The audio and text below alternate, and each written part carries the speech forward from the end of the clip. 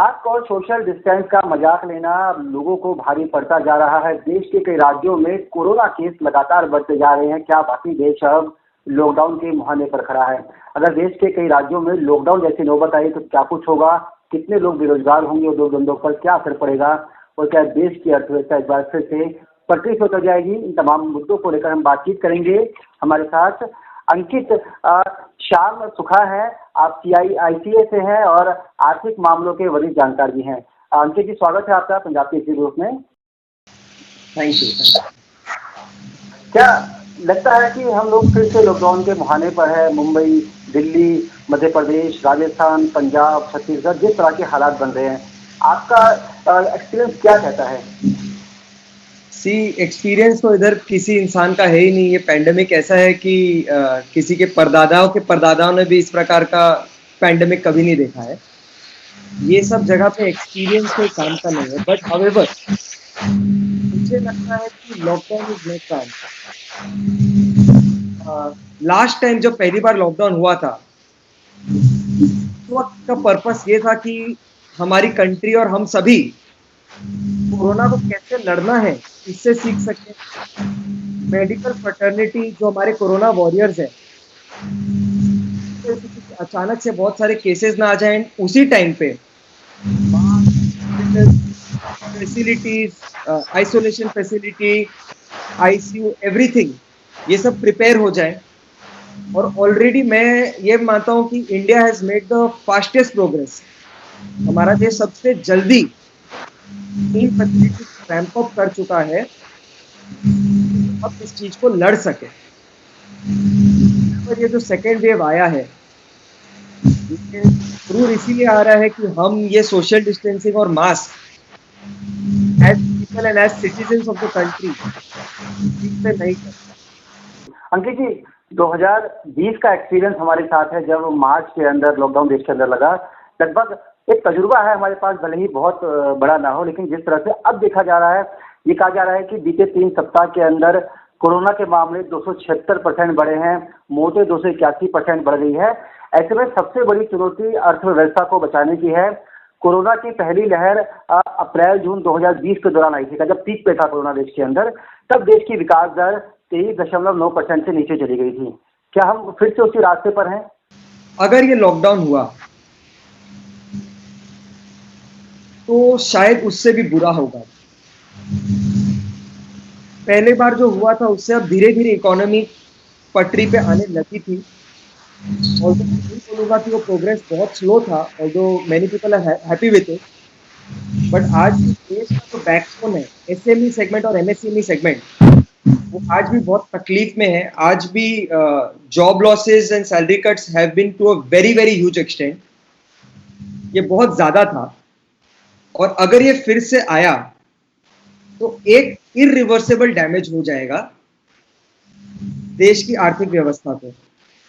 जी, क्या कोई sector specific है? अगर हम बात करते हैं कि वाकई अगर लॉकडाउन जैसी नौबत आती है कि राज्यों के अंदर, तो कौन कौन से सेक्टर हैं जो आपको लगता है वाकई डेंजर जोन में चले जाएंगे, खासतौर पर दिल्ली, महाराष्ट्र, पंजाब, इन राज्यों की अगर हम बात करते हैं, उत्तर प्रदेश, उत्तराखंड, मध्य प्रदेश?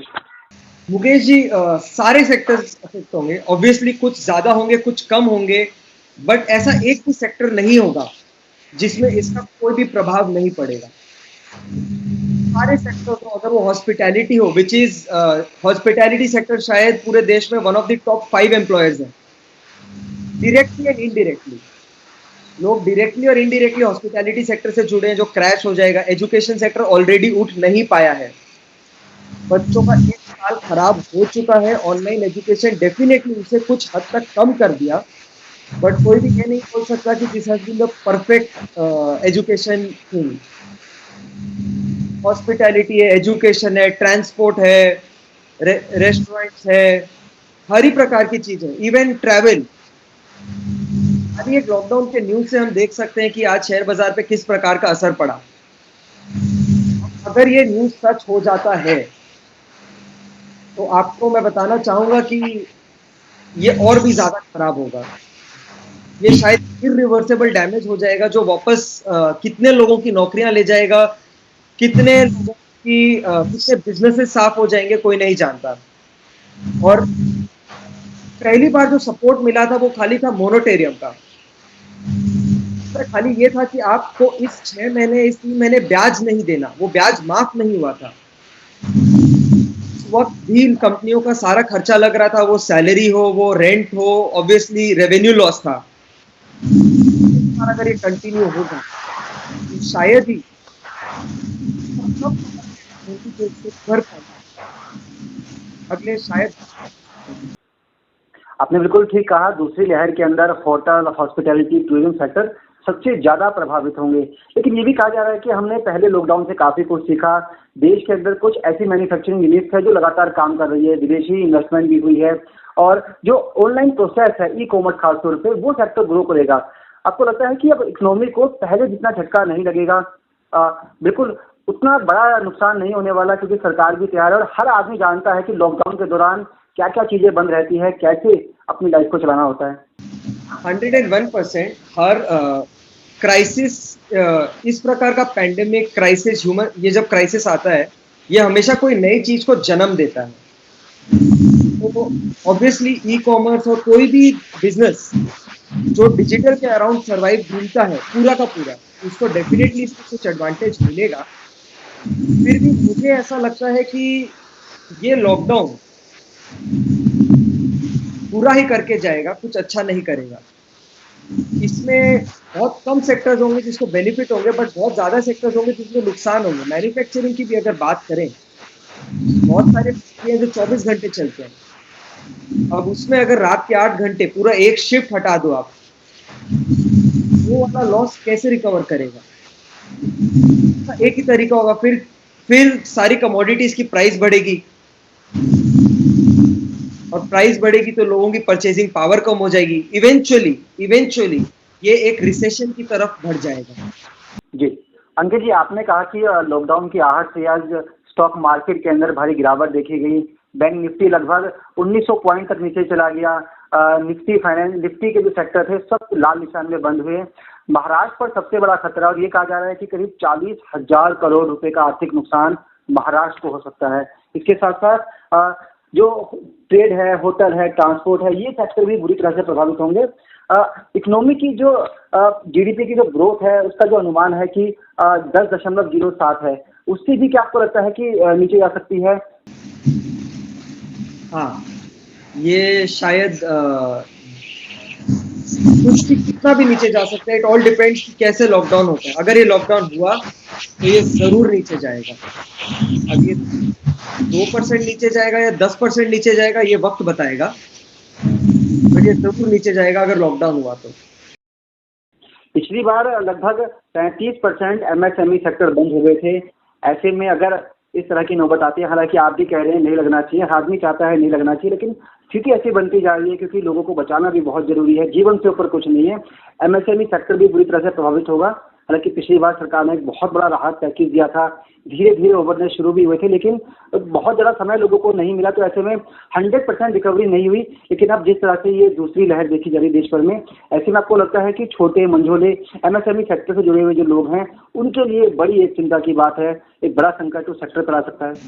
ये चिंता ऑलरेडी लोगों के मन में है और ऑलरेडी सारा एसएमईज और एमएसएमईज इसको फील कर पा रहे हैं। इसका बैकबोन है एसएमई और एमएसएमई सेगमेंट, जो मोर देन 60-70% लोगों को रोजगार देता है। छोटी छोटी इंडस्ट्री, छोटी छोटी कंपनियां। अब जब ये फिर से लॉकडाउन आएगा, जब से फिर से रेस्ट्रिक्शंस आएंगे नॉर्मल बिजनेस पे, तो सबसे पहले ये उन्हीं को इफेक्ट करता है। आप समझिए, लॉकडाउन उनको इफेक्ट नहीं करेगा जिनके पास बहुत सारा कैश रिजर्व्स है। ये सबसे पहले ही इनको इफेक्ट करेगा और ऑब्वियसली जब उस सेक्टर को इफेक्ट होगा जो सबसे ज्यादा एम्प्लॉयमेंट देता है, तो नुकसान तो होना ही है। रोजगार जाएंगे और इस बार लोग कोरोना से तो पता नहीं, पर शायद भूख से भी मर जाएंगे। भूख से मर जाए। खासतौर पर लेबर सेक्टर को लेकर आप क्या सोचते हैं? श्रमिकों के लिए खबर आई है कि लोग पलायन कर रहे हैं। हालांकि खबरों को देखकर भी कई बार, क्योंकि ये दूसरे राज्यों में काम करने के लिए आते हैं, उनकी फैमिली कहीं होती है, तो ये लोग बड़ी जल्दी घबरा जाते हैं। आपको लगता है कि उस सेक्टर पर असर पड़ना शुरू हो गया है, श्रमिकों का पलायन होना शुरू हो गया है? आपका खुद का एक्सपीरियंस क्या कह रहा है? कैसा आपको लगता है क्या हो रहा है मार्केट में? देखिए, ये होना निश्चित है।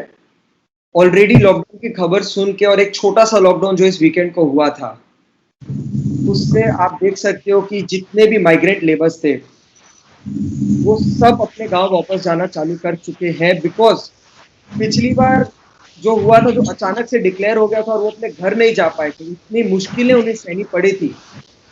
लोग हजारों किलोमीटर पैदल चल चल के जा रहे थे। तो आज हम और आप शायद अगर 5-6 किलोमीटर चल जाए तो हम थक जाएंगे, हम शायद और अगले दिन तक सुबह उठेंगे नहीं। वो निरंतर चल चल के अपने गांव जा रहे थे और कोई भी वापस वो नहीं सहना चाहता, कोई भी।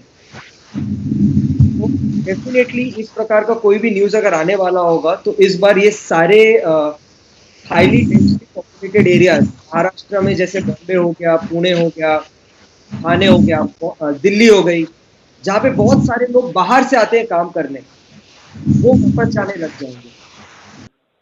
बिल्कुल आपने ठीक कहा कि लॉकडाउन समाधान नहीं है किसी भी समस्या का, लेकिन अगर मजबूरी है तो लॉकडाउन भी लगाना पड़ता है। इसका सीधा असर अर्थव्यवस्था पर पड़ेगा, लोगों की कमर भी टूट सकती है, कोई लोग धंधे सीधे तौर पर प्रभावित हो सकते हैं, माइग्रेंट लेबर के लिए कई समस्याएं पैदा हो सकती है। तो अंकित जी, आपने तमाम जानकारी हमसे शेयर की, बताया कि कैसे क्या सेक्टर प्रभावित हो सकता है। इन तमाम चर्चा के लिए आपका बहुत बहुत शुक्रिया। आपने समय दिया, पंजाब केसरी ग्रुप से बातचीत की, और हमारा भी लोगों से यही कहना है, मास्क पहनिए, सोशल डिस्टेंस का पालन करिए, अपना, अपने परिवार, समाज और देश का ख्याल रखिए, सुरक्षित रखिए। बहुत बहुत शुक्रिया अंकित जी बातचीत के लिए, तमाम चर्चा के लिए। Thank you so much. Thank you. नमस्कार।